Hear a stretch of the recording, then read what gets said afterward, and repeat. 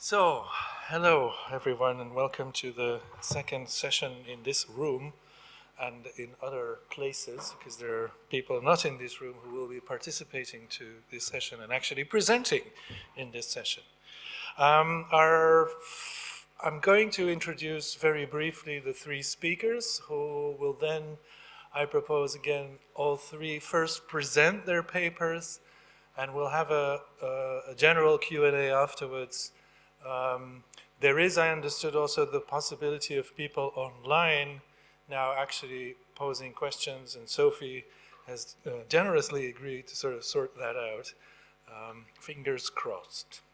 So our first speaker is going to be Professor David Hopkins from Glasgow University, who is the author of a great variety of books, some of which have actually rhyming titles. There is Dada's Boys in 2007, but there is also Dark Toys, which also came out with Yale University Press in 2021. There is After Modern Art 1945-2017, and it is only fitting that in this session on Dada, David should be present here as well. Our subsequent speaker is going to be Trevor Stark, who's an assistant professor of art history in the Department of Arts and Art History at the University of Calgary. His most recent book is called Total Expansion of the Letter, Avant-Garde Art and Language After Mallarmé, which came out with MIT Press 2 years ago, and which is a study we should all be reading. And then finally, we have another speaker, but my booklet's here closed. Oh, here. Daniel Hackbarth, who is a visiting assistant professor of art history at Scripps College in Claremont, California. He's published widely on avant-garde arts, and especially on an artist I understand to be so far the love of his life, Raoul Hausmann, who was also the topic of his PhD thesis. So without further ado, Professor David Hopkins, will you please join us? Thank you, Professor.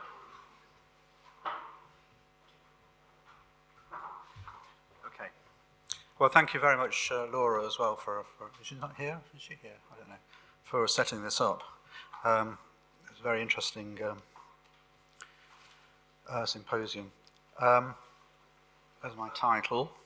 The use of paper as a material of avant-garde production was originally pioneered by Cubism, especially in its so-called synthetic stage, and several presentations in this conference have already dealt with that issue.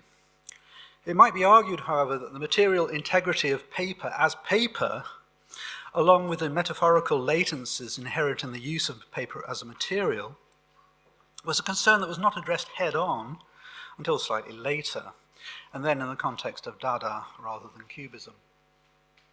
The various operations that Dada-related artists performed on paper, whether tearing, cutting, piercing, folding, staining are involved, or whether a more conceptually oriented exploration of what we might describe as the paperness of paper was actually at stake, are the subject of this presentation.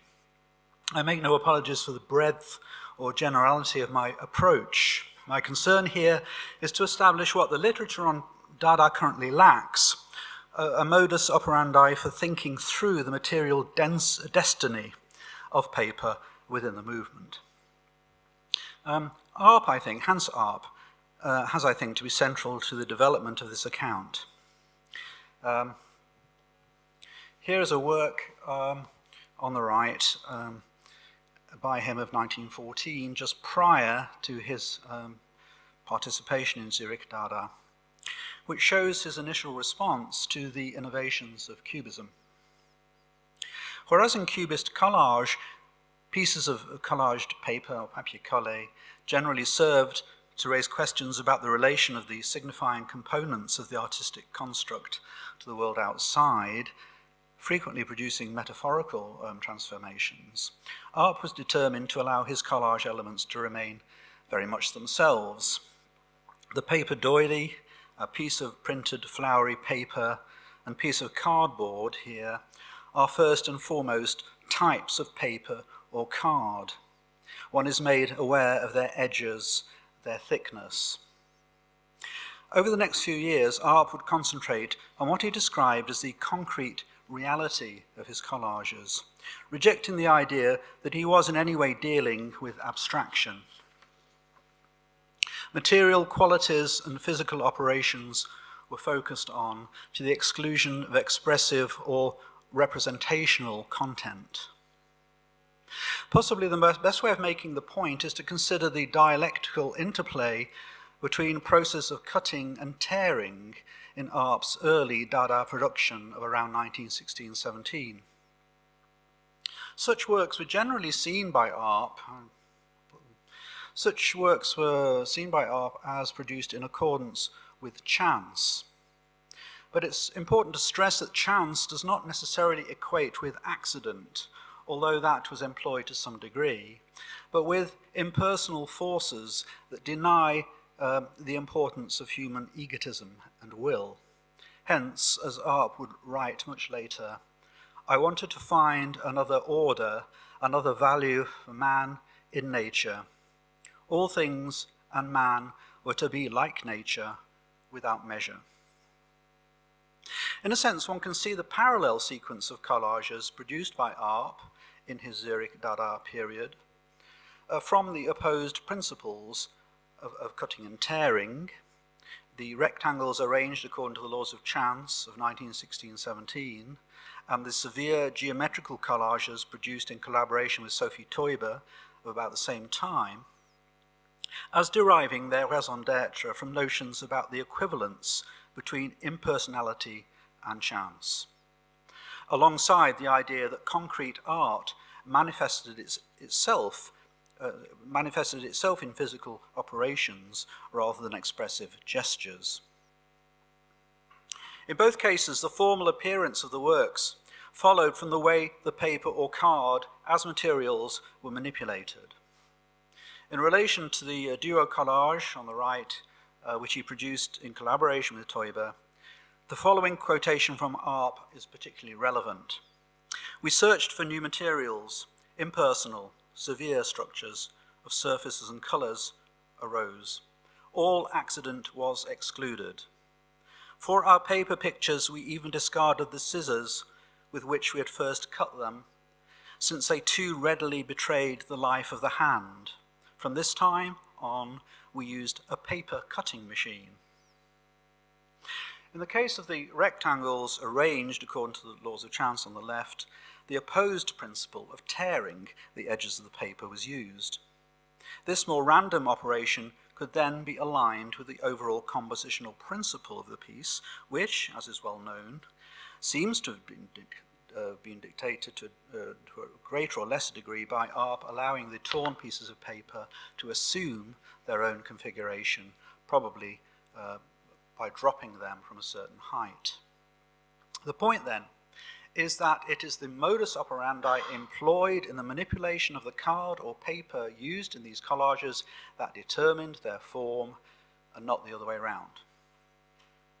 Now, the operations I've been describing, cutting and tearing, may have produced an apparent dialectical standoff between order and randomness in these two sets of collages, but, as I've suggested, they still answered to elementary processes that could be seen to be part of a larger order.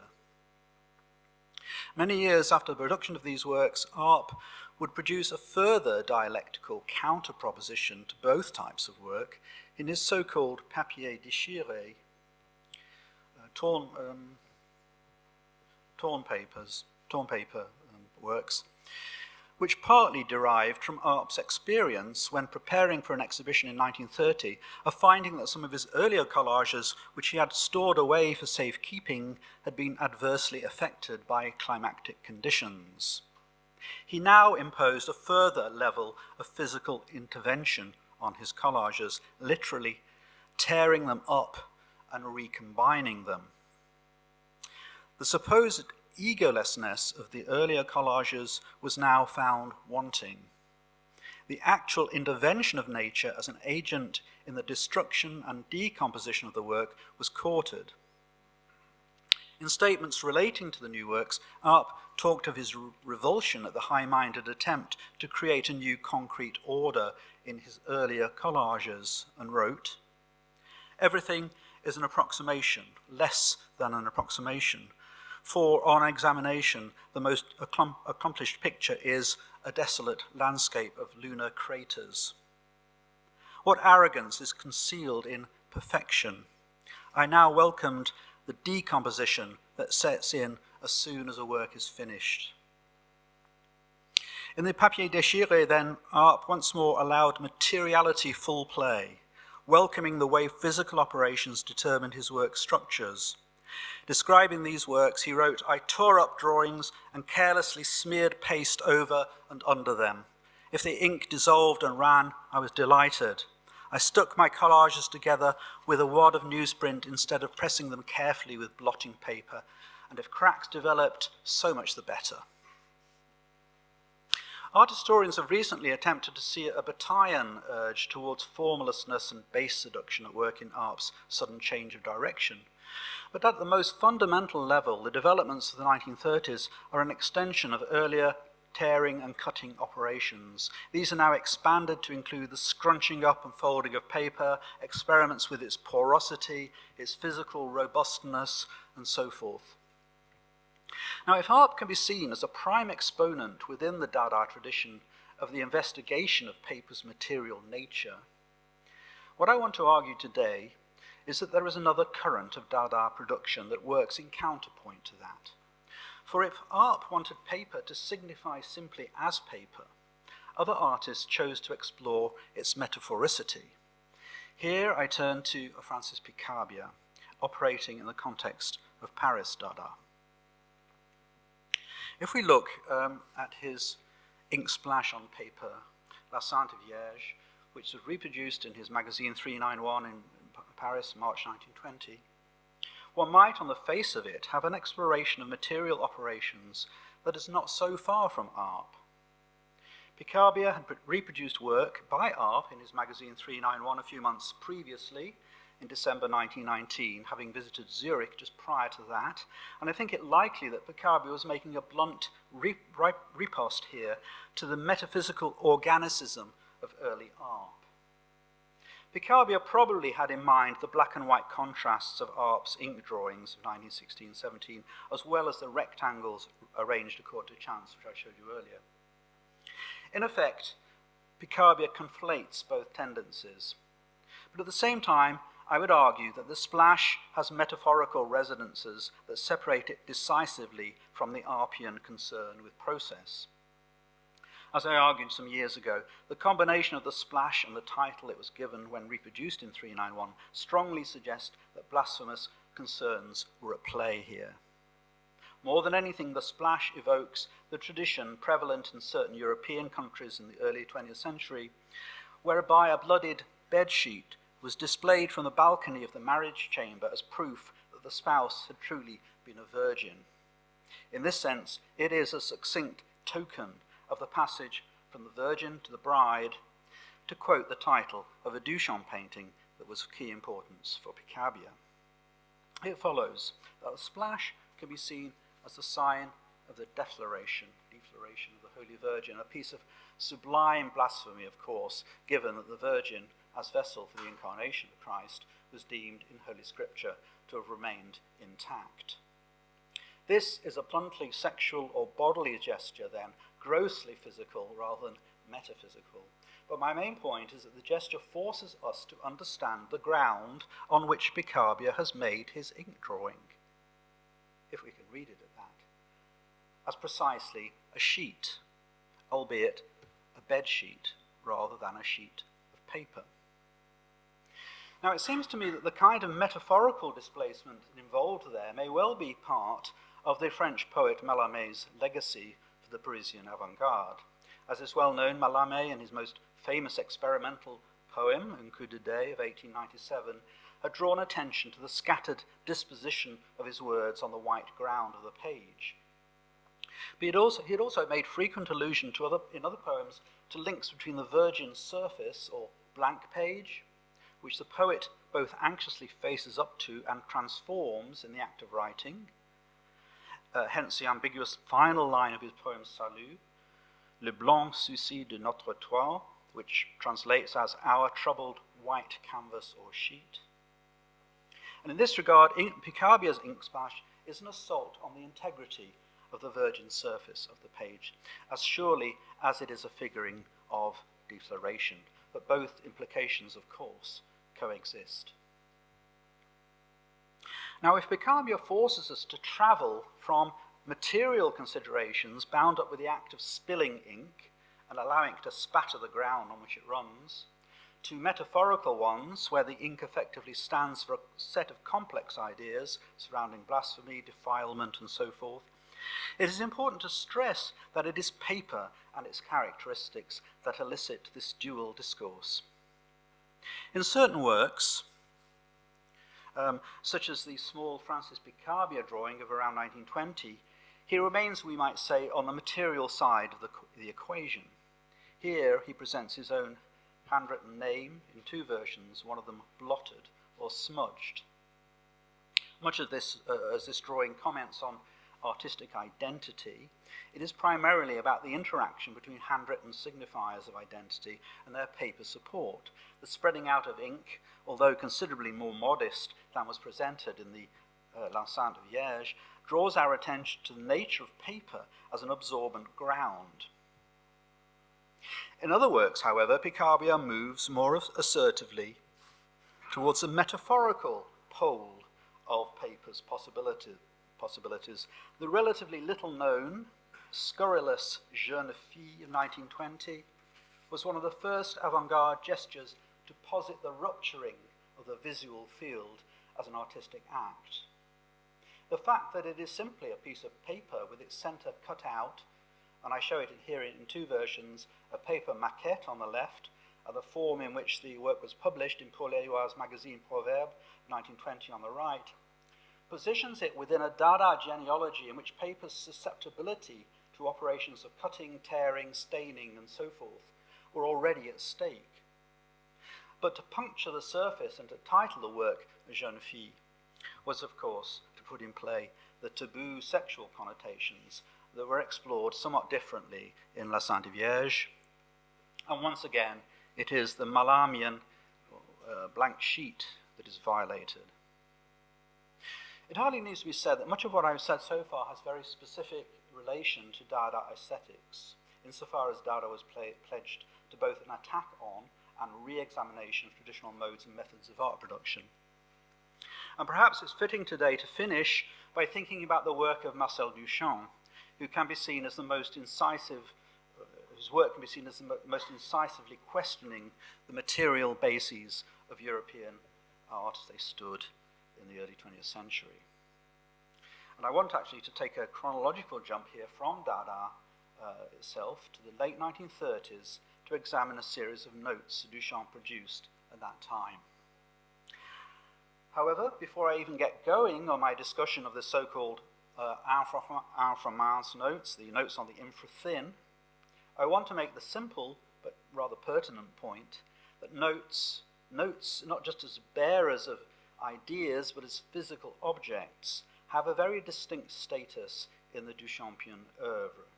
And if we think about Duchamp's main work of the Dada period proper, the large glass, then notes, of course, were as much a part of that work as the large construction that now stands in the Philadelphia Museum of Art.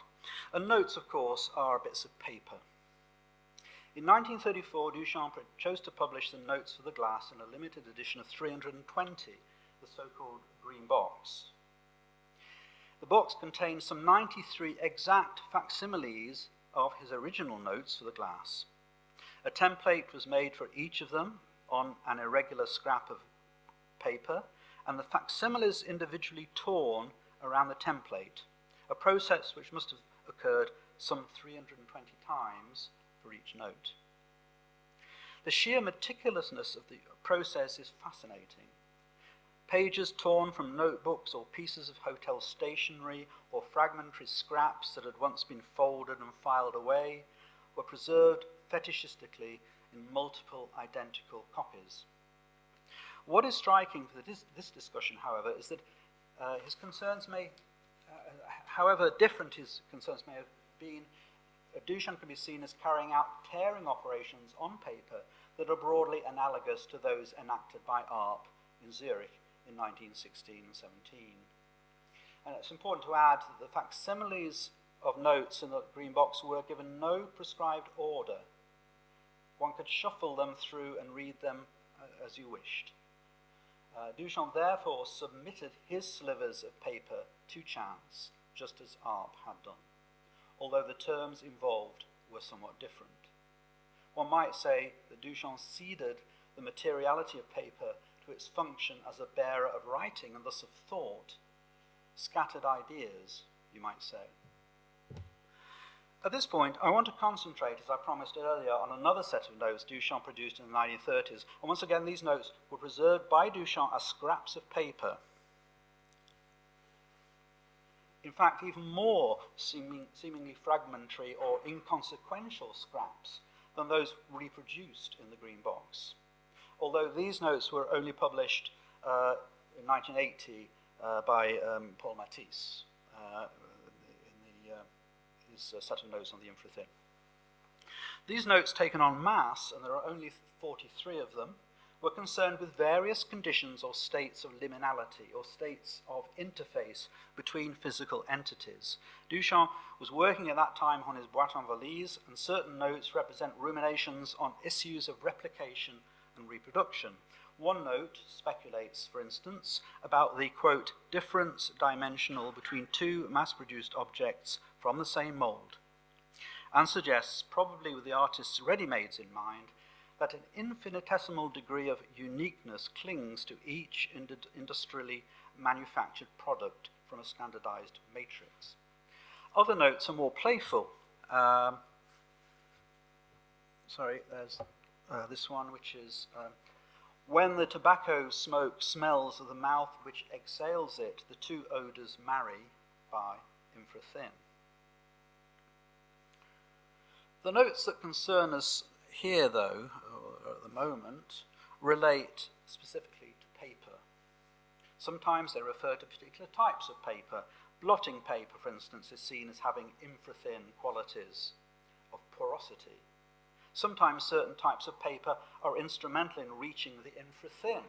Hence, one note reads, filing, polishing, sandpaper, emery cloth, rubbing down, lacquer.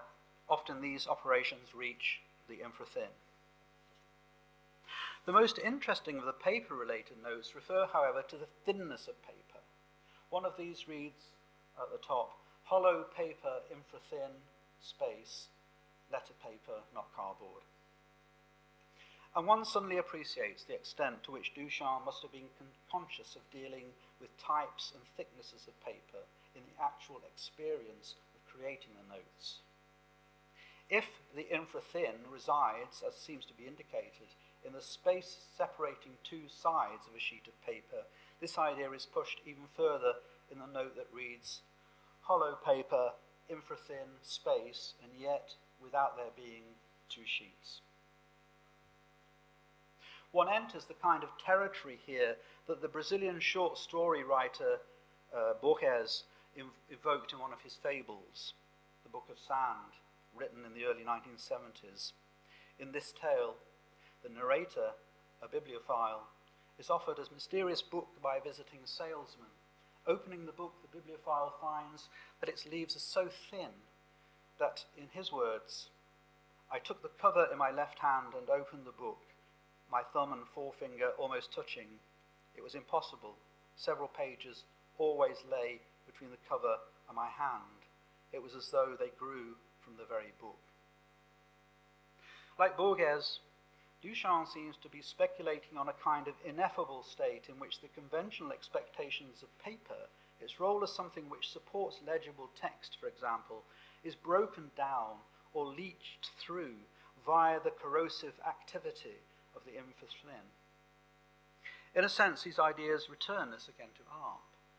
The infrathin sometimes acts to wrest human activity away from the control of reason and in favour of the logic of bodily processes or physical operations, which often involve decay or dissolution. Hence, one note reads, "Pastel of dandruff, fallen from the hair onto a paper wet with glue." But to return to the material nature of the infrathin notes themselves, it is important to stress their inseparability from the slivers of paper on which they are scribbled. Surely, in the final analysis, these fugitive scraps of paper metaphoricize the infrathin principles they discuss. They consolidate the idea that Duchamp had hit on with his facsimile notes for the Green Box some 5 years earlier. It's interesting that one or two notes for the Green Box had actually been made on transparent paper. And transparency is a state broadly analogous to the notion of hollow paper, perhaps, which Duchamp mused over as one of his examples of the infrathin. Perhaps looking back at the Dada genealogy established in this presentation, the central point to make about the infrathin is that it acts as a kind of mock metaphysical principle, not so far removed from the laws of chance as envisaged in their broadest terms by Arp. But if in his fascination with hoarding and shuffling his wafer-thin scraps of paper with their small tears, blemishes, and handwritten scrawls obsessively preserved, Duchamp evokes Arp's materialist surrender to the operations of chance, there is a level of metaphoricity involved in the machinations of the infrathin, which remind us that Duchamp was once a close ally of Francis BePAPER, a close friend, in fact, of BePAPER. When it comes to working out what paper meant for Duchamp, it is the poetic or conceptual conceit of the blank virgin sheet, understood not so much as a surface, but as an infrathin membrane in which conventional meanings and categories are collapsed and dissolved, that finally seems decisive. Thank you.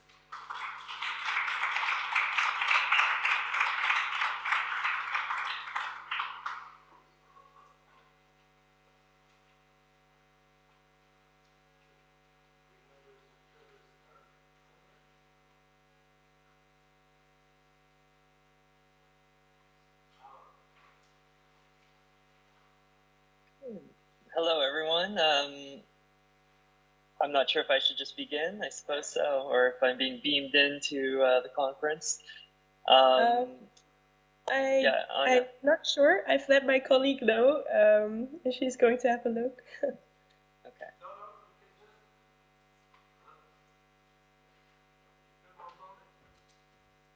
Can you also see yourself double? I have you twice on my screen. Trevor, can you hear me? I can hear you. Yes, you can just start. I've already introduced you, so go ahead. Oh, fabulous. Okay, so this is my first time giving a presentation on Microsoft Teams, and also an intercontinental one. So please let me know if there are any tech problems. You should see my presentation at the moment. Okay, so my talk for today, well, first of all, thank you to the organizers, Laura Colwelter, Nana, of course, and it's a great pleasure to, if not be in the room with you, to be able to participate alongside, I'm very excited to be presenting at this panel with David Hopkins and Daniel Hackbarth. I'm looking forward to Daniel's presentation and the discussion. So, without further ado, my talk today is called The Treason of the Clerks, Accounting for Paris Dada Paperwork. This is the face of Paris Dada, a zero in a top hat. He stands before a train shooting down a tunnel. A black circle and a diagonal line passing behind the figure does double duty as train wheel and tracks, and also as the man's cane resting jauntily over his shoulder. This drawing was proposed as a cover design for the journal Littérature and was signed on the back by Sonia and Robert Delaunay.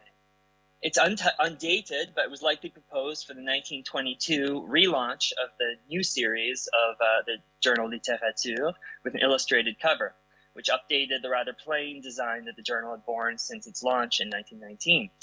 The editors ultimately opted for a drawing of a top hat by Man Ray for the journal cover before turning over the design duties to BePAPER, so this drawing has languished mostly unseen since. The Delaunay's picture a Dada identity in Paris, unlike the ragged clown or refugee of Zurich or the damaged cyborg of Berlin Dada. Instead, we see the self-conscious positioning of the Paris Dada subject as a stuffy bourgeois in what Baudelaire memorably called his, quote, uniform livery of affliction.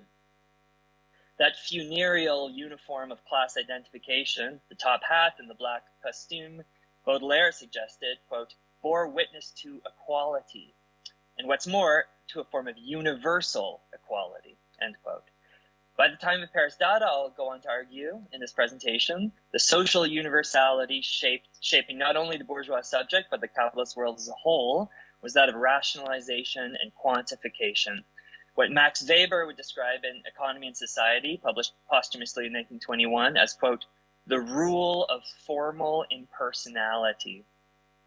That is, the administration of capitalist society according to an implacable system that's carried out, as Weber memorably wrote, quote, without regard to person, end quote. So this version of the Dada subject, I'll argue, tells us something about the movement's iteration in Paris.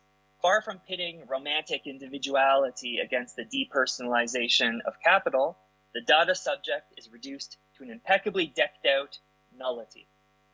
My title, The Treason of the Clerks, is cribbed from a famous book, La Treason des Clerks, published by Julien Benda in installments in Nouvelle Revue Française in 1927. The most recent English translations of the book opt for the title Treason of the Intellectuals, which accurately renders Benda's argument that, quote, men of letters have abandoned any sense of a cloistered class devoted to the development of lofty ideals. For Benda, intellectuals such as Maurice Barrès and the patriotic proto-fascists around l'Action Française had put their intellectual powers in service of, quote, racial passion and national feeling, end quote. But Benda uses the term clerc with the full ecclesiastical meaning deriving from its Greek root klerikos, and sets mostly to one side its secular and modern definition as someone employed in bureaucratic work of a particular kind, a scribe, one who manipulates paperwork, a keeper of accounts and records. It's this latter modern definition of the clerk that I'm intending in borrowing Benda's phrase, the paper pusher or the accountant. For this identity of the clerk as a minor bureaucrat tasked with the generation and management of numbers and records gets us close to a key dimension of Dada's character in Paris, measured roughly from the arrival of Tristan Tzara, reams of printed matter in 1920 in Paris, to Le Mouvement Dada's implosion prior to the Bureau of Surrealist Research's founding in 1924. Paris Dada appears distinct in its production from its Swiss and German counterparts. Zurich Dada proposed an explosive cabaret of masked dancers, post-Cubist abstraction, and atonal music.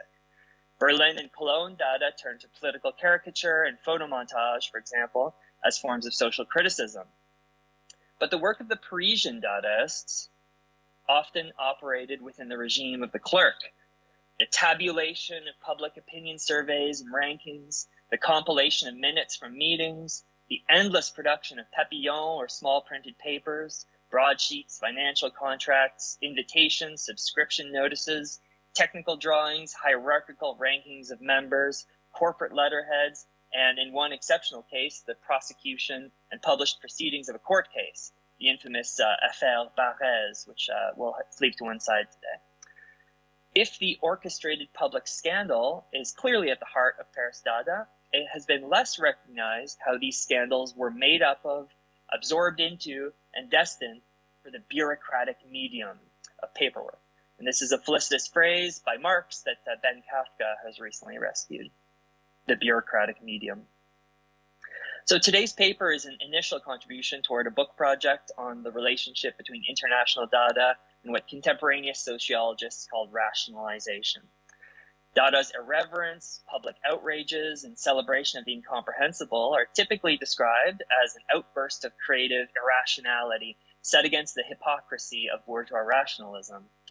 Yet, as Dada entered the canon of modern art movements, two fundamental and interrelated questions have lingered.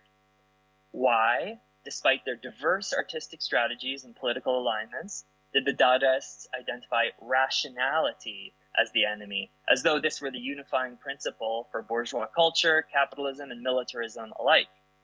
And why, more to the point for today's talk, did a cultural movement avowedly opposed to rationalization begin to adopt the visual norms and administrative forms of bureaucratic capitalism? So my hunch is that it's not a coincidence that Dada's attack on instrumental reason emerged roughly contemporaneously with a sociology and philosophy diagnosing what Weber's former student George Lukács called a social totality reorganized according to, quote, the principle of rationalization based on what is and can be calculated, end quote. Writing during the high point of Dada between 1919 and 1921, Lukács wrote, quote, this rationalization of the world seems to penetrate to the very depths of man's physical and psychic nature, end quote. And this is in History and Class Consciousness. The various international branches of Dada each manifest this remaking of the subject by the economic process of rationalization, what Lukács called reification, in a multitude of ways that must be carefully differentiated. But today I'll limit myself only to Paris and to the literal introduction of calculation into the sphere of the aesthetic in their journals. So we can begin with the questionnaire or the survey form, which Laurie Cole, who I believe is presenting simultaneously in the other room, Laurie Cole calls, quote, a genre essential to the international avant-garde, enabling local artistic and literary communities to conceptualize themselves relationally, end quote. And she ranks the survey next to the manifesto as, quote, a means to articulate collective identifications in print. The first questionnaire from the Dada avant-garde appears in the 9th issue of Littérature, published in November 1919. Why do you write? Its 3 issues, 10, 11, and 12, follow up with responses from some 90 contributors, among them Dadaists, modernists of various stripes, and members of the French literary establishment, such as Gide, Rachilde, and Giraudoux. Though apparently benign, the editors noted that their responses would be organized according to their preference in inverse order. Littérature thus followed up on this initial foray with a piece called Liquidation in issue 18 from March 21. This survey rationalized the survey form itself as a process of sheer quantification. A list of almost 200 names, from Alcibiades to Zola, comprising friends and Dadaist colleagues as much as clear enemies, are ranked from -25, the greatest aversion, to 0, total indifference, and up to 20 by the Dadaists ordered along the x-axis, Aragon, Sarah, Breton, etc. If their first survey seemed designed to get as many famous names as possible into the pages of Littérature in order to rank them, Liquidation announces at its outset that the Dadaists had resolved to no longer name drop in their journal. This survey, at least in its avowed stance, would liquidate the very relationality of the survey form that, as Cole argues, was mobilized to install or to develop. One last hurrah, through which one presumes almost all bridges would be burned. The editors note that Liquidation operated through a, quote, scholarly system, which appears to us quite ridiculous. We do not propose a new order of values, our goal being not classification, but declassification, end quote. What results is an overwhelming profusion of numbers. Any attempt to derive patterns of consistency from individual scores or collective averages founders into arbitrariness. Why, for example, would the symbolist poet Henri de Régnier earn the lowest score of -22.90, lower even than Napoleon or the unknown soldier, lower than an enemy like Charles Maurras? Maurras only received one positive vote from the future fascist Pierre Drieux-La Rochelle. Could one extract from the survey the outlines of a Dada stance on Nietzsche, for example, with Sarah giving a -25, Breton a middling 5, and Gabriel Buffet a 20. The average of 3.54 is a quantification that delivers precisely no useful information whatsoever.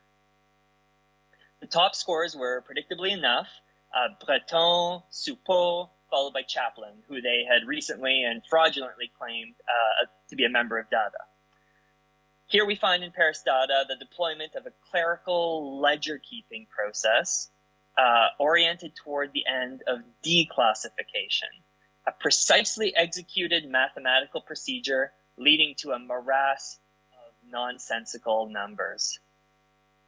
A particular spirit of Paris Dada is captured in this subjection of the movement's own ideological debates and of its relationship to the literary and cultural world and history to the most banal bean-counting procedure. It evinces what Joyce Chang has aptly called the aesthetics of boredom in Paris Dada. As she writes, quote, "If the predominant affect of Dada in Zurich and Berlin had been rage and disgust, reflecting the Dadaists' repudiation of the meaningless brutality of World War I, Dada in Paris might be described in terms of the distinct absence of affect. The name the Paris Dadaists gave this absence is boredom," end quote. In the full-page advertisement that marks the shift of littérature in issue 5 from July 1919, from a rather staid literary journal to a Dada vehicle, Tristan Tzara introduces the movement with a childlike game of counting. Evidently listing the numbers of the journal Dada that thus far appeared, you can see a dash between 4 and 5 to mark the double issue, Dada 4-5. This page ostentatiously advertises a banality of spirit, a numerical equivalent, perhaps, to Aragon's poem Suicide from the first issue of Cannibal in 1920, a robotic subjection to a preordained order of succession that the Dadaist merely mindlessly iterates and reiterates. Following this strategy, Tzara's poetry incorporated numbers early on to divide sections of verse, but quickly mobilized these as a counter-poetic device. In Cannibal 2 from May 1920, Tzara's Pastille d'acier acide presents the space of poetry both organized and disorganized by the sequence of numbers. In section 2, the progression of ordinals breaks up the flow of poetic language. The numbers seem to flaunt their lack of meaning, introducing printed elements that really shouldn't be read into the poem, and thus relativizing and emptying out the words around them. The numbers further bear an error in sequence, illustrating Tzara's boast in the same issue that, quote, "All my poems are poems in the form of errata." If the progression of numbers could signal an empty-headed devotion to banality, another dimension of Paris Dada's aesthetics of quantification seems to derive from the trade in printed matter. For example, this page, composed by Tzara from the 14th issue of 391 from November 1920. Here, an array of issue numbers, prices, addresses, and edition sizes are composed into a destabilizing visual poem, with, of course, the journal title 391 itself adding to the confusion. It's as though the price lists of various journals and books that permeate Dada publications were introjected or incorporated into the space of poetry itself, constructing a visual poem out of the economic system in which Dada itself circulated and was made. The numerical devotion to banality, bureaucracy, and commerce can be seen unified in two ready-made poems found in the second issue of Cannibal. Breton has presented a series of phone book entries for people named Breton. The poem, if that's what it is, presents a typographical self-portrait of sorts, constituting his identity out of the registered contact info and listed professions of strangers who just happen to share his last name. It might conversely be read as a list of wrong numbers, of ways not to reach André Breton. On the same page, Tzara's Douleur en cage, Dada à la neige, is a poem that takes unique form in every copy of the issue. It's made up of a pasted tram ticket, thus perhaps accidentally or intentionally ironizing the sublime chance, sublime hasard, of the poem on the next page by the Vicomte de Folques, who is an unknown writer that apparently mailed this poem to Picabia. Tzara, in this work, has proposed a poem that is, in its structure, wholly determined from outside. The poem is materially identical to the Transportation Administration's production of stubs and tickets. Yet, in its content, the poem is wholly indeterminate, given over to chance, and unique in every single iteration. In this way, Tzara's poem dialectically inverts Lukács's argument that, quote, the capitalist process of rationalization requires that every manifestation of life shall exhibit an interaction between details which are subject to laws and a totality that is ruled by chance, end quote. But here in Tzara's poem, the totality of the poem is subject to the laws of bureaucracy, but the details themselves are given over completely to chance. Later that year, Picabia riffed on Tzara's aleatory poem, proposing a ticket from the races as a dessin Dada on the cover of 391 from November 1920, thereby explicitly linking the Dada discourse around chance poetics to the realm of gambling. As hinted by the title Picabia gave this racing stub, this tabulatory aesthetic would encroach not only into the space of poetry, but also into drawing. The number, as a form equally alien to poetry and drawing, could be deployed to unsettle both forms. In 1920, Picabia sent this poem, titled Zut, to Tzara. It consists of nothing but nonsensical numbers and puerile scatological ejaculations. He also very likely exhibited these two numerical drawings at his Exposition Dada held in April 1920 at the Au-Sans-Pareil Gallery. One of these drawings, the one in the middle, was reproduced in 1924 for Tzara's Set Manifeste Dada, where it appears twice on page 43 and 94. In each of these cases, Picabia presents apparently simple arithmetic carried out to unknown ends.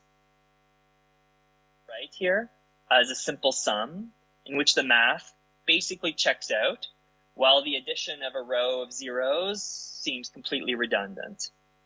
The one reproduced in Tzara's book on the left is a little more complex. The numbers are arranged as if to be added together, but they do not add up.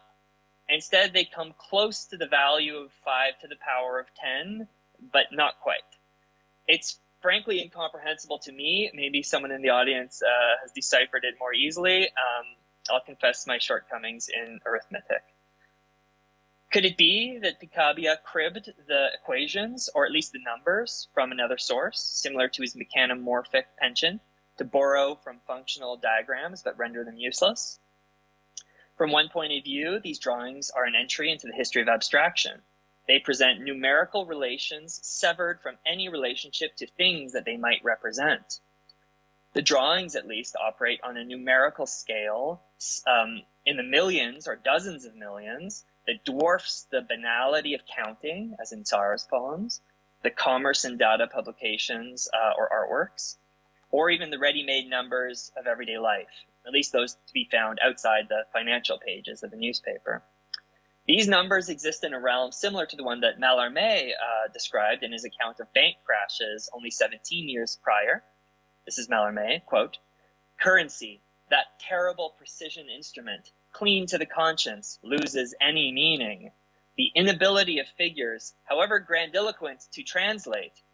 If a number increases and backs up toward the improbable, it inscribes more and more zeros, signifying that its total is spiritually equal to nothing." This might get us close to defining the procedures of Dada math. To manipulate numbers such that the process of quantification reduces to a spiritual void. These were the conclusions of a curious treatise on quantification written by Georges Ribamont Dessaigne, which was titled Identity, and submitted to Dada Globe in 1921, and later published in the Romanian journal Integral in November 25. That's the version I'm showing here. There, Ribamont Dessaigne, a member of Paris Dada, describes a social condition in which, quote, for us, philosophical identity can be reduced to mathematical identity, to the equation 1 = 1, end quote.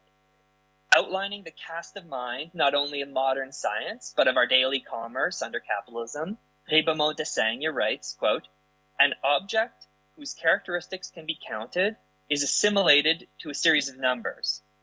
If we can find another object that may be assimilated through its characteristics to that same number or set of numbers, it's considered to be identical to the first, end quote.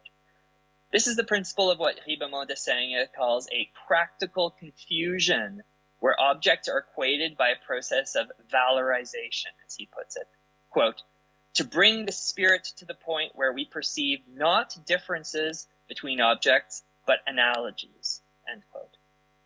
So this is evident not only in the rarefied sphere of mathematics, but in the phantom objectivity of prices on the market as we encounter them every day.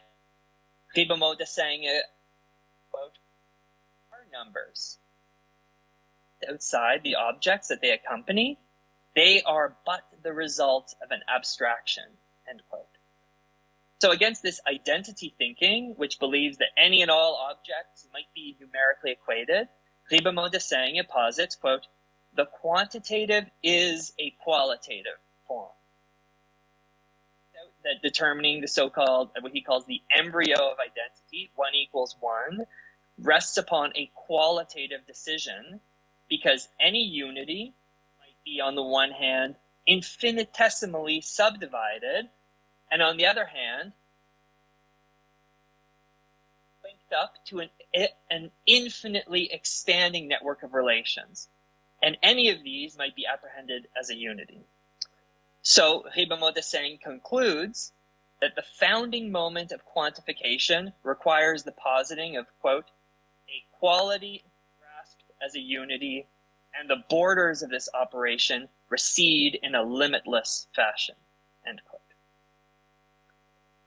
On the advertisement for the Festival Dada at the Salle Gaveau, the Paris Dadists reminded us, each of you has in your heart an accountant, a watch, and a small packet of shit. Fusion of numbers across Dada poems and drawings reflect a self-propelling form of rationality that leads inexorably toward irrational results. Its medium is bureaucratic paperwork, and its procedure is quantification. Dada's vaunted oppositional stance toward rationality might be rephrased in the terms developed by Weber in a public lecture in Munich given in 1917. The disenchantment of the world wrought by capitalism proposes, for Weber, quote, that all things in theory can be mastered through calculation, end quote. Yet Weber insists further that, quote, increasing rationalization and intellectualization does not mean a greater general knowledge of the conditions we live under, end quote. Rather than pursue what Weber criticized as, quote, the modern intellectual romanticism of the irrational, end quote, certain strains of Dada, epitomized in Paris, pursued a path through rationalization as a social form that strips meaning from the world. So in closing, the Dada spirit approaches what Weber described as the paradox of the scientific worldview. Quote, this is Weber writing in 1917, who, aside from the overgrown children still to be found among our scientists, actually believes that knowing astronomy or biology or physics or chemistry will tell us anything about the meaning of the world. Even if such meaning existed, how could we find it? If science can do anything, it's precisely to uproot and destroy the belief that the world has any such thing as a meaning. And that's where I'll end my presentation. Thank you so much. I'm looking forward to Daniel's presentation and to the discussion ahead.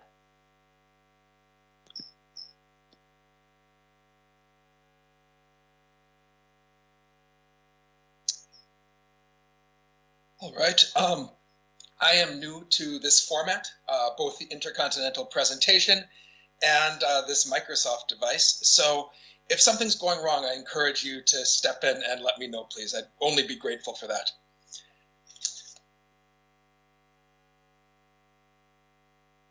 Goodness. Okay. Being faced with decisions here.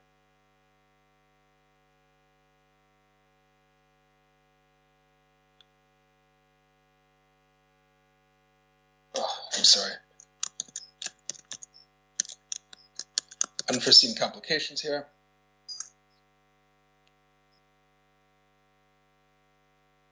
I'm hoping that does the trick. Very good. Are you able to see my screen? Yeah? Very good. In that case, I'll begin.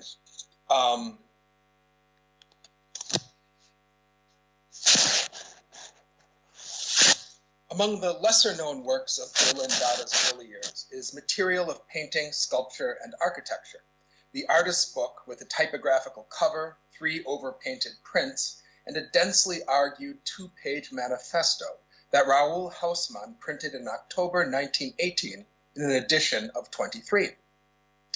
This scholarly neglect is surprising insofar as the work offers a cohesive early vision of Berlin Dada art, created and distributed after the movement's key founding events. Richard Husenbeck's first Dada speech in Germany, delivered on January 22nd, 1918, and the infamous soirée held in the Berlin Secession Building on April 12th of that same year. But its omission is predictable in that the work does not conform to the standard account of Berlin Dada. Rather than photo montage, no examples of which can be dated any earlier than 1919, Haussmann offers us woodblock prints, entirely acceptable in the context of Zurich Dada, though Berlin Dada had established itself in explicit opposition to the German Expressionist movement, which championed this medium. Neither is Material of Painting, Sculpture, and Architecture as anti-erratic as we might like it to be. Unlike the typographical compositions that John Hartfield created the previous year from cast lead letters and dingbats found ready-made in a print shop, Haussmann's typographical cover was overpainted by hand in watercolor. What's more, we have become used to Berlin Dada's remarkably non-hierarchical attitude towards materiality, such as that which Haussmann espoused at the April 1918 soirée, when he's widely believed to have proclaimed that, quote, "In Dada, you will recognize your true condition, wonderful constellations in real materials, wire, glass, cardboard, fabric, organically corresponding to your nearly complete fragility, your battered state." His October 1918 manifesto, by way of contrast, offers what appears to be a treatise on medium specificity, describing the purview and materials proper to each painting, sculpture, and architecture. It does so, moreover, not in a pamphlet on cheap newsprint, but rather in an artist's book on heavy laid paper. But just as Berlin Dada did not achieve a sudden break from Expressionism, neither are the works that bear the influence of that earlier tendency entirely reducible to it. Rather, we should instead consider how a work like Material of Painting, Sculpture, Architecture builds upon and differentiates itself from the culture of paper that emerged during the Expressionist era, especially among members of the Bridge Group, Die Brücke. The Bridge Group considered prints as independent and original works of art, rather than mere reproductions, and further distributed works on paper as a means of fostering the new authentic forms of community that they attempted to found. Here, a membership card and the cover to a portfolio, both of which were distributed widely to what they called passive members of their movement. And I'm going to be arguing in the following that Haussmann has one foot securely in the Expressionist realm. Yet even with that foot there, he takes us quite a bit further towards the Dada we've become accustomed to. In other words, Dada might be closer to Expressionism than we'd like to admit. And this Bindeglied, this mediating link is in fact the materiality of paper.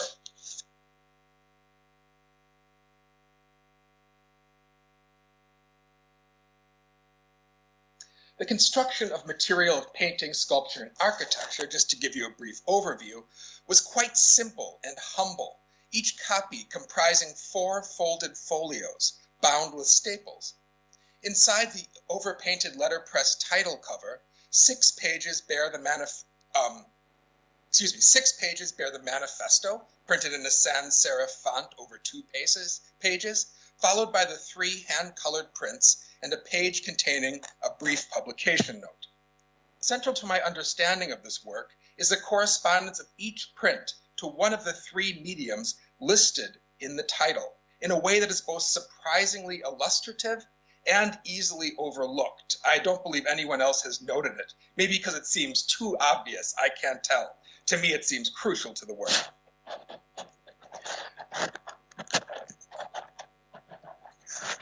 However, this scheme is also slightly misleading in one respect. While Haussmann's book is, on the one hand, a modernist treatise on medium specificity, juxtaposing painting's flatness with a volumetric presence of sculpture and the spatial enclosure of architecture, the work ultimately endeavors to break down these categories, pursuing the aim Haussmann articulates in the final sentence of the manifesto, quote, "Everything changeable shifts the chambers, shifts the boundedness of the new human to who devotes themselves to it."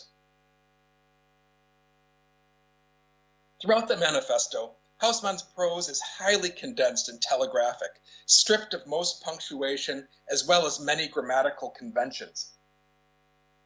Without introduction, he launches into a breathless definition of painting as, quote, "the dynamism of colors, of form, imagined in flatness. Its purity," he goes on, and he does use that word, "consists in, quote, an analogy to observed moments, neither imitating nor describing," unquote. Crucial to painting is what Haussmann calls, quote, "the shining cleanliness of paper," a point that is significant in multiple respects. First, canvas and board have been supplanted as the prototypical support for painting, replaced by the cheaper and more ephemeral material of paper. Second, that support contributes directly to the visual presence of the work, shining and clean, without any primer or ground. All 3 of the prints fulfill these conditions, though the first of them most insistently references the familiar qualities of works on paper. White lines scratched in the darker fields trace the printmaker's activity of carving in a way that we're familiar with from the work of Edvard Munch or the Bridge Group, while almost parodically bold dark lines undulate in parallel to create a simulated wood grain, such as we see in the upper right of the printed area. Amidst so much abstraction, our eye likely gravitates to the 3 letters, an R, a D, and an A, floating amidst a number of tapered arcs, elements from which further letters might be constructed.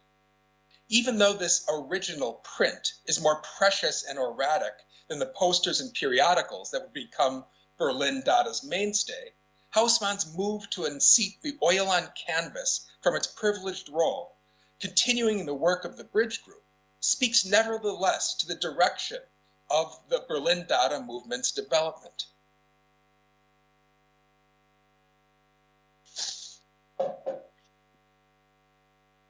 The manifesto immediately goes on to characterize sculpture, describing a construction of transparent glass and the light-consuming opacity of what Haussmann calls black velvet iron. This sculptural object, quote, "forces itself into a room, creating a mood of joyfulness or grim sadness." The print corresponding with this image is the most clearly defined of the group. Its hard edges delineate what look like tubes, rods, and flat surfaces, representing clear glass and opaque metal through the respective absence and presence of black ink against the shining ground of paper. The convergence of certain lines further suggests a fragmented and approximate linear perspective, creating a limited sense of depth, while indicating that these parts extend from a central armature.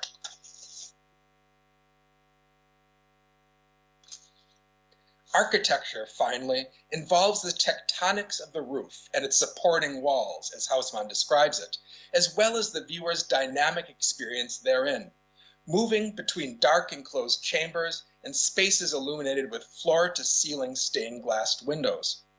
This emphasis upon light transmission, Lichtvermittlung, in architecture surely reflects not only an expressionist predilection for the Gothic, but also the proposals for glass architecture still circulating in Germany from the likes of Bruno Tott or Ludwig Mies van der Rohe. Apparently abstract and roughly grid-based, the corresponding print returned to the flat composition of the first image. But the two continuous vertical lines here suggest to me that Haussmann had in mind a stained glass window, not unlike the more figurative design created in 1912, in which he integrated two very similar structural members into the tracery.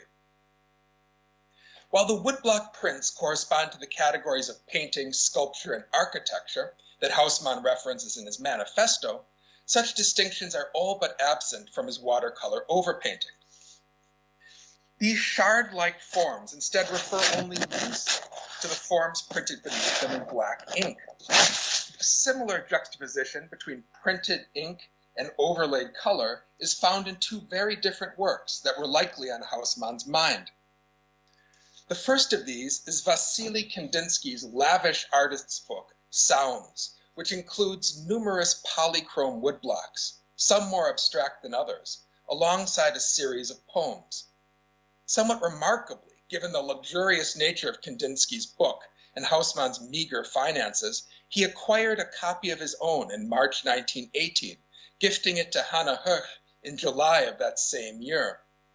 More than any other expressionist, Kandinsky was a figure against whom Haussmann struggled to differentiate himself, criticizing the founder of the Blue Rider Group for aligning painting and music, rather than recognizing that, because of their material differences, they might relate through analogy, that is, through a conventional set of correspondences, but never with the synesthetic identity, Gleichheit, of sight and sound that Kandinsky asserted. That Haussmann would nevertheless adopt this coloristic device is less surprising when one takes into account another collection of poems and prints, this one accompanied by a manifesto, Tristan Tzara's 1916, The First Celestial Adventure of Mr. Antipyrine, published in Zurich in 1916 as one of the first Dada publications.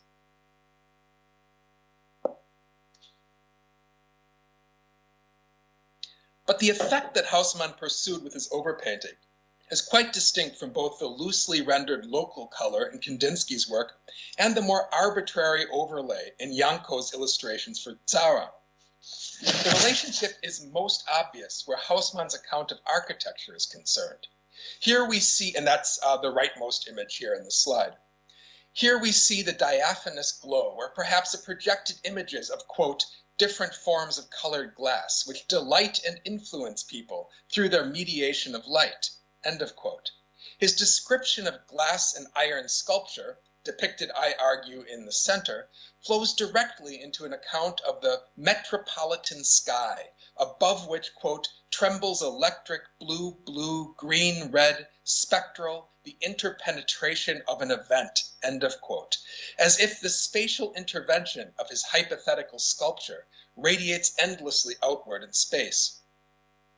In his account of painting, illustrated at left, I argue, the shining cleanliness of paper creates, quote, pictures, the moments of electric prisms of fragile events, end of quote. If Haussmann is communicating anything clearly in this manifesto, and there's much of it that is unclear, it seems to me that it's that painting, sculpture, and architecture have fundamentally similar attributes, all stemming from the reflection and absorption of light. To use the language that Laszlo Moholy-Nagy, one of Haussmann's interlocutors during the 1920s, would refine over the course of that decade, They were all examples of, quote, light space modulators.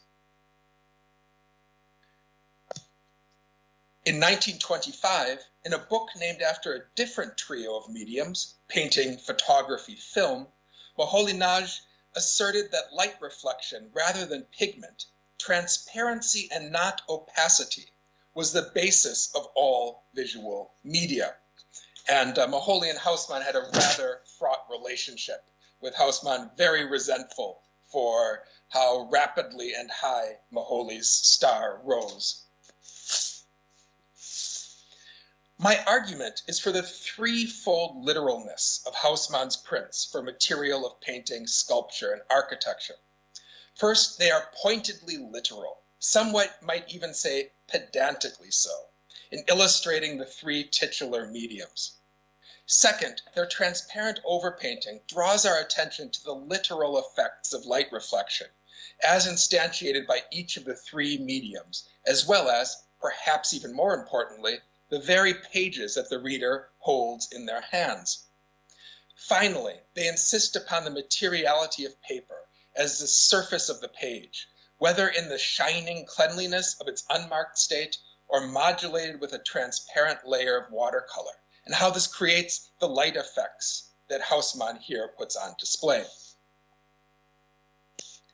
Haussmann draws our attention to the materiality of paper in other ways as well. Early proofs of his prints demonstrate quite clearly how he removed elements from their edges, paring them away to make the inked imprint interlock more dynamically with the unmarked paper that surrounds it. This compositional device problematizes the notion that the printed or painted image has a neutral extraneous margin that might, for example, be covered with a mat or a frame. Instead, the entirety of the page is activated, forcing us to consider these works on paper as material objects, as masses and volumes in 3 dimensions, an attribute that Haussmann would continue to emphasize in his Papierbilder, or paper pictures, as he referred to his collages circa 1918. And I think that term would apply to his later photomontages as well. This feature underscores Berlin Dada's stress on printed ephemera over framed wall-mounted works. Though even in instances of the latter, such as the photomontages Haussmann displayed at the first International Dada Fair, the tattered edges and misaligned contours are frequently in evidence, often mounted upon a rough and irregular ground of hand-laid Japanese paper. So I think that the roughness here, the way we can see that paper ground behind the dial beneath those film reels, it is an error, but it's also a feature, working as intended in its malfunctioning sort of way. Pages exist to be turned, and we witness Haussmann exploring a similar dynamic engagement with the paper object in a collaged postcard he made in collaboration with Johannes Bader. Among its many elements are overlapping panels hinged with a line of glue so that its intended recipient, Hannah Hirsch, might lift them to read the text that they otherwise conceal. Also notable is the phrase, "Invest your money in Dada," wrapping around the edge of the card, such that the act of turning it over, and not just around, recto to verso, in one's hand becomes an explicit part of the work's reception.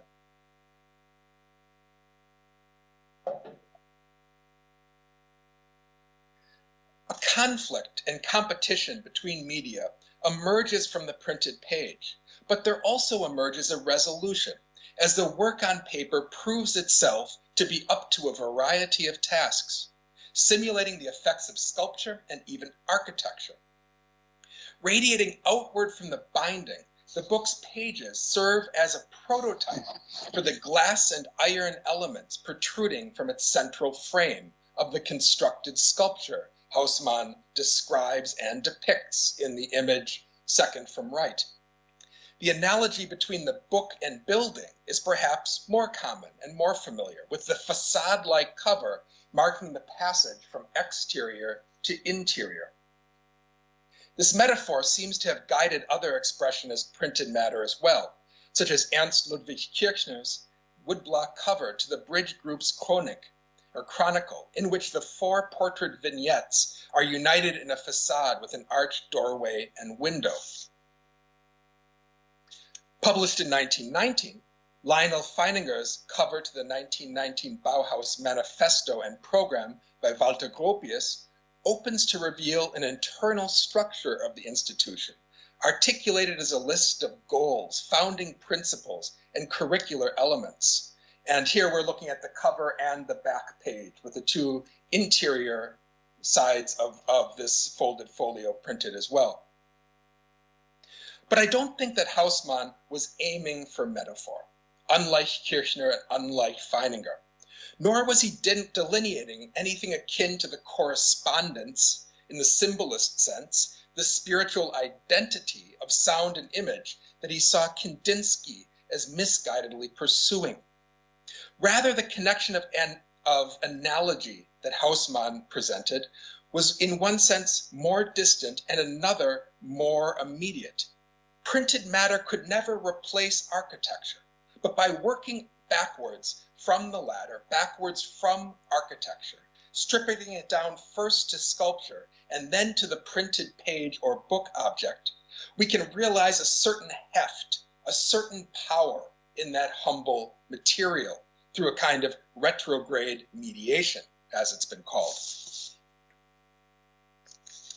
In the end, that is both as the final consequence of the theory of media that Haussmann presents here, and in the final line of his manifesto, the artist envisions a reader who is himself or herself like architecture.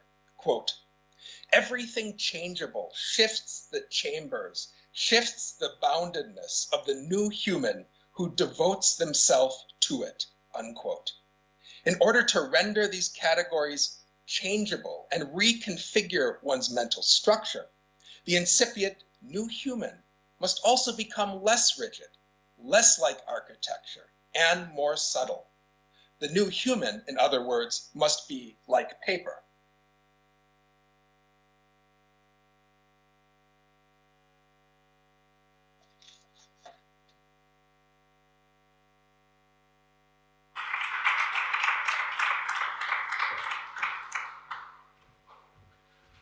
Okay, thank you, Daniel, Trevor, and David for 3 very nice presentations.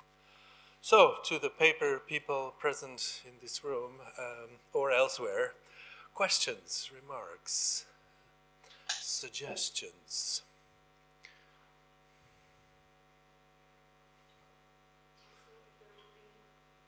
Would be questions online, you can type them and I can read them. Okay. Did you hear that, Trevor and Daniel? Mm-hmm. Got it. You can also pose questions. So, Eric.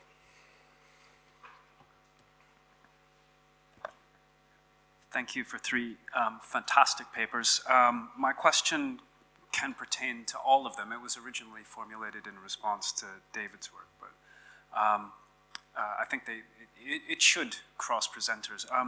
And it's a fairly simple one, to which the answer may well just be no, next respondent. But my question is about the extent to which you think the artists and figures you engage with refer not only to paper as a medium, as an object, as an aesthetic material, but perhaps to its broader systems of production, what we might call its sort of socio-technical ensembles of paper making. So I want to think about it, perhaps or invite the speakers to think about its production and manufacture as well as its materiality, if that makes sense. All right, thank you, Eric, for that question.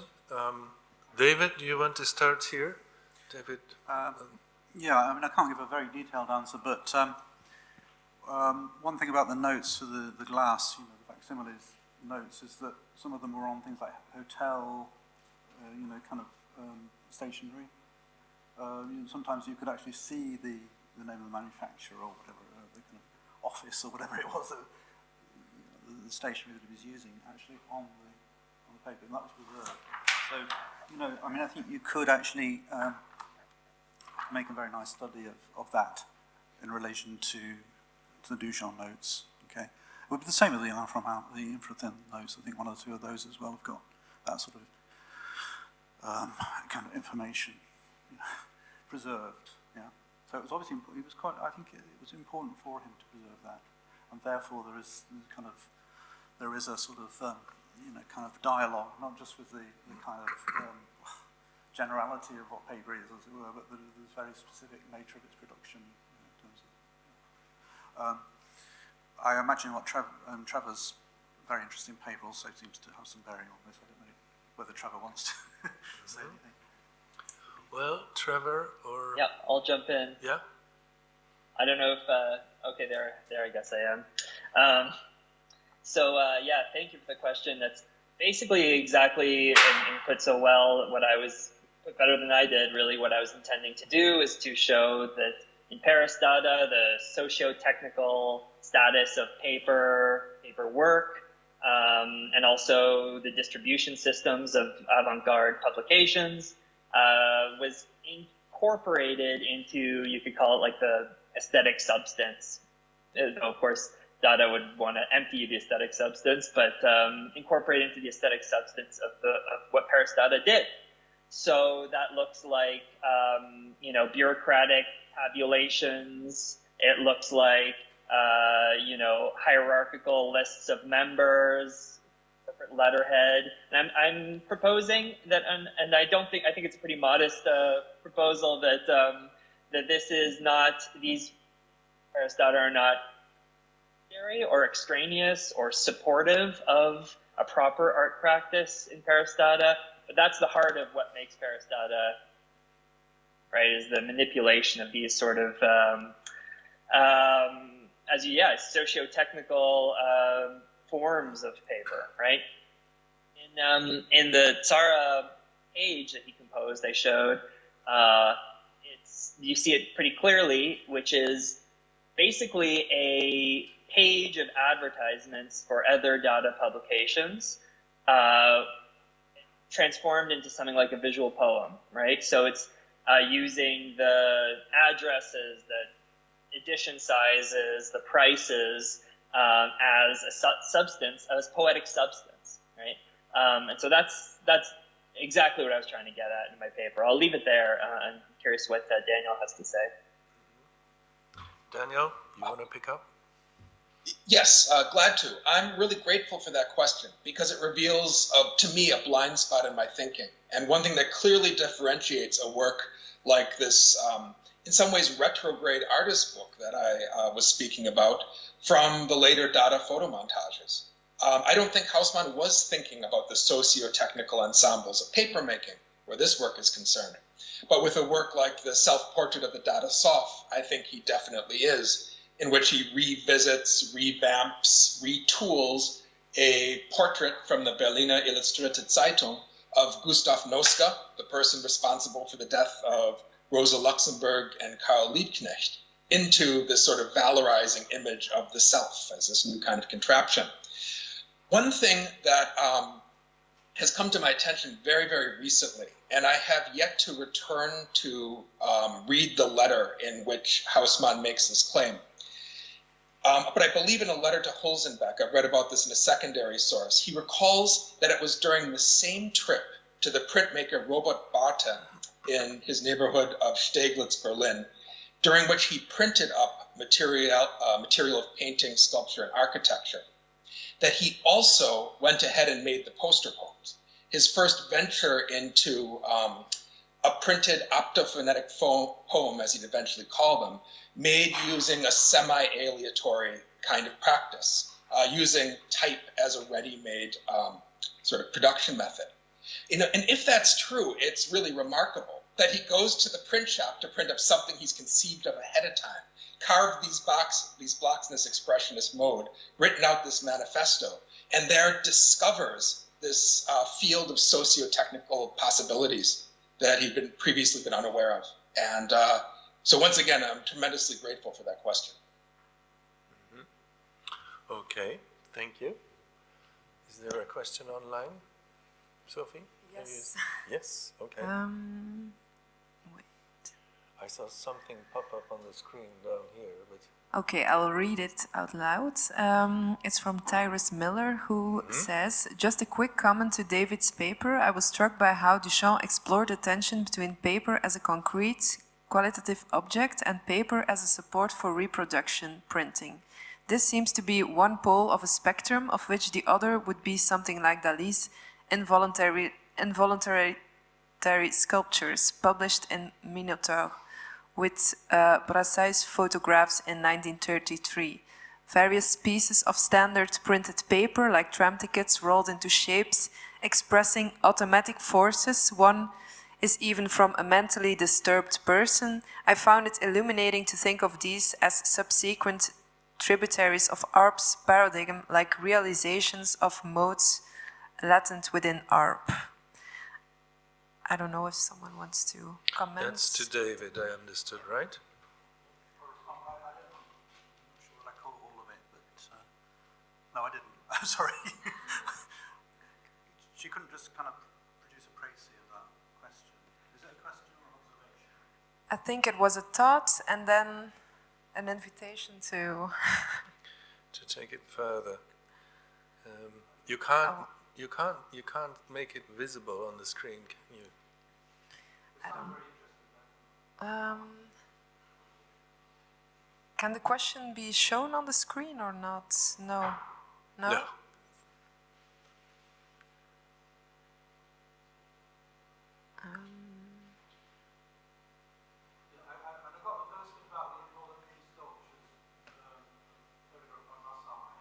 Yeah.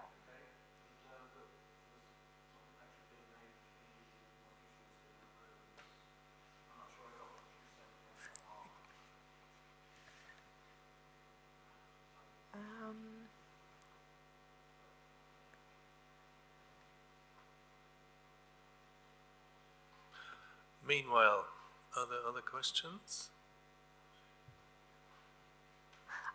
Wait. Can he speak as a participant, or can Tyrus? Tyrus, you can speak as a I think participant. You're maybe allowed that's- to speak. Yeah. Okay. I wasn't. That will be am better. Am I coming through in the room? Yes. Yeah. Okay. All right. Let me pose this in person. Sorry, I wasn't sure about the technical aspects. So this was really just a kind of riff on David's paper. What I said was that I was interested in the way in which Duchamp, in the examples of the notes that you gave, David, explored a kind of tension between paper as an object, as a qualitative object, and as a support for reproduction and printing. And I was posing the idea that this might be something like one pole of a spectrum, of which another pole would be Dali's involuntary sculptures that were published with photographs by Brassai in Minotaur in 1933, where he's starting from found pieces of paper, often printed pieces like tram tickets or handbills, those sorts of things, where automatic psychic forces are expressing themselves through this action of rolling or crumpling or so forth. And I found in your talk if I'm not misrepresenting it, at least the suggestion that ARP may be a kind of matrix of these sorts of possibilities, such that we can see these as realizations of different kinds of modes that would be latent in the ARP model. That's it, sorry. Yes, I agree. I mean, yes, that was it. You've got my structure. That was what the paper structure was all about. Oh, is he still there? I'm not sure. I mean, I think the photographs of involuntary sculptures, by Brassai, they're doing something rather different, aren't they? But you said it was on some, you said it was on, what's the word? It was on the same pole or something. You said it was connected. You said the involuntary sculptures were kind of connected in some sense, which is true, but of course they're really rather different things, aren't they? I mean, you have to remember that those facsimile notes are very, very kind of meticulously produced and so on. So it's kind of entirely different to the kind of accidental scrunching of the bits of paper in people's pockets, which were photographed by brass eye. But chance, I mean, you could say that chance is always at play in these things. So then, in a way, we do go back to the example of art in the first place. Mm-hmm. Okay. Anyway, sorry. No. Thank you, Tyrus, for that question. Let's take one more. I'm just having a look at the clock. Yeah. Okay. David, do go ahead. David Cottington. I'm outside of this field in terms of any knowledge of uses of paper, but insofar as this is a session that has been talking about the materiality of it, I was anticipating, and I think David was the only one that really got to grips with any of it, some kind of greater salience of a contrast between the handmadeness and the manufactured nature of paper, the kind of pulp into surface, which has always intrigued me, how that comes about, when we're recycling paper and it becomes, bog paper yet again, sort of thing. And I don't think that was much addressed, except in David's, and I got a question or two there. And I don't think, in response to Trevor, that he was talking about the forms of paper. He was talking about the uses of it, the sociality of paper, the bureaucratization, the mass manufacture, the anonymity of it, the sending up, the taking the piss out of lists and rationalities and so on, which I think is really interesting, but I don't think that gets to grips with the materiality. I'm afraid I can't find a way of kind of bringing Daniel's very interesting paper into that talk into that.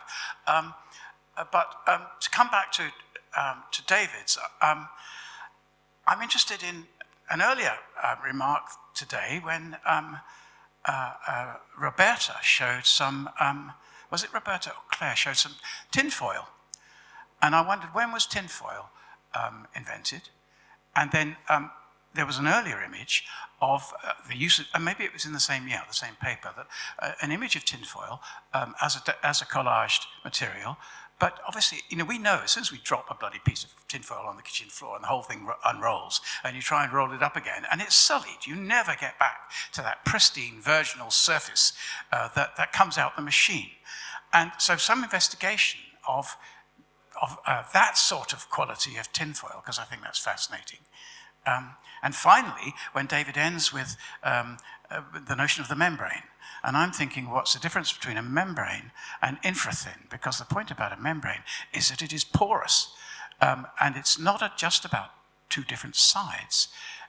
There's no such thing as a side, in a sense, to a membrane, because it is just an opacity, a material opacity, which responds to certain other materials. So I'm interested in more kind of teasing out of that, because it seems to me that implicit in that contrast, which isn't really being developed, is a whole set of things, dare I say it, to come back to my obsessions, to do with professionalization, to do with capitalist production, to do with mechanization, as opposed to the creativity that's implicit in the handmade. So I'd like to have heard a bit more about that, I suppose. Mm-hmm. But I was interested then because I talked earlier to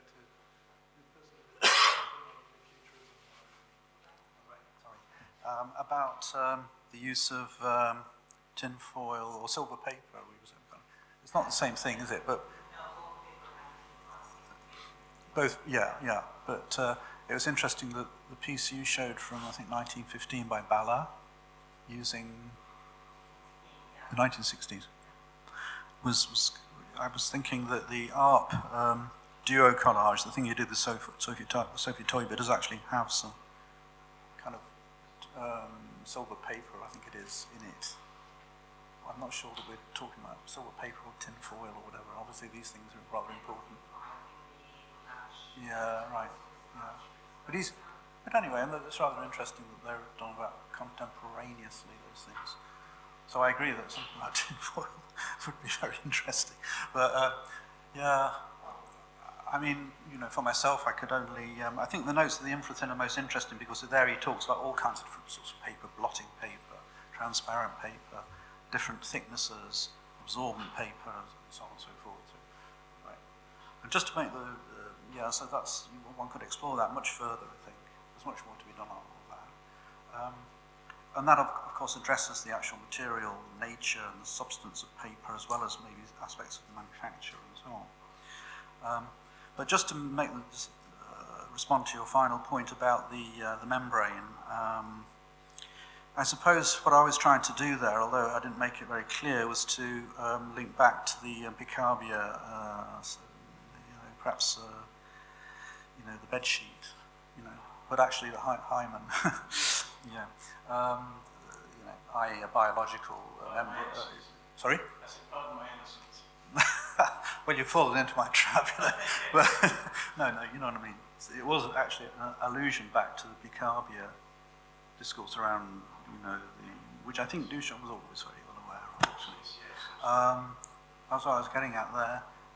Yeah, the membrane is not, as it were, when we're thinking about two sides of a piece of paper, when you're asking what's in between, then of course it's, in a sense, it's kind of, how can you say that? How can you explain it? Which is precisely what the infrathin was about. It was about the inexplicable, effectively. And maybe a membrane approaches that, I don't know. Sorry, that was just a quick response to that. All right. Maybe just briefly, if Trevor or Daniel wants to respond to what was actually a lot of questions in one intervention. Yeah, I'll respond briefly to the question about just noting that, like, the sort of pulpiness of paper, its manufacture is something that Trevor and my presentation didn't address. I don't think that was on Haussmann's mind when he was making things with this laid paper, pretty fancy stuff. But when he shifts to optophonetic poetry, to like the poster poems, which are made on really crappy newsprint, this colored stuff where you can really see like these mashed up fibers. And if we're going to extend this metaphor, this sort of analogy between the body and the paper, between physical tissues and the tissue of this printed substance, then the poster poems get right to that because they're unpronounceable. And in the act of uttering them, of trying to put like two P's and a G in a row, you wind up like mashing up, pulping like, your palate, your mouth, your vocal apparatus. And there might be a way that could work out there, that it's sort of reflected back into the person, even though Haussmann may not have mashed up the fibers directly. He's very much into, mashing up like muscular fiber in a way. Okay, thank you. Good. No further interventions. Then I thank you again for this very interesting session, and we will now have a break.